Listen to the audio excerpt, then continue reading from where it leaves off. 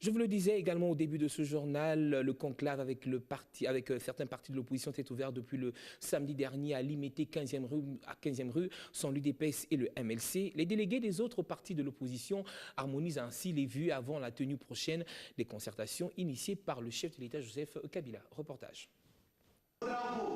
Le conclave de l'opposition a finalement démarré le week-end dernier par des discours des responsables de plus ou moins 15 partis politiques. Dans une salle de conférence pleine de délégués de différentes formations politiques de l'opposition, grande absence, le MLC et l'UDPS Tshisekedi. On pouvait par contre constater la présence remarquable de Vital Kamerhe et son UNC, Ada Bombole, Lisanga Bonganga et ses FAC opposition, José Makila ainsi que le député Serge Mayamba qui a représenté tous ses collègues exclus du parti cher à Etienne Tshisekedi. Les opposants vont pendant 4 jours chercher la cohésion entre eux et harmoniser les vues sur leur participation aux concertations convoquées par le chef de l'État. Dans les débats, les violons sont loin de s'accorder d'abord sur les concepts et moins encore sur la nature de ce forum national.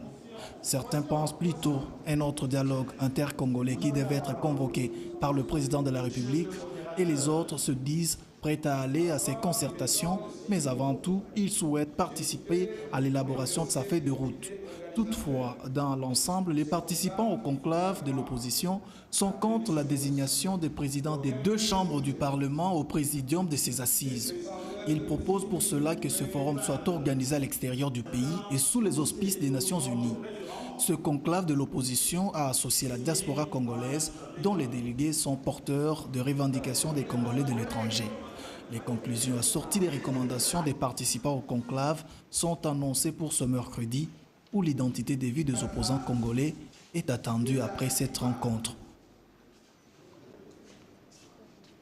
La 12e intervention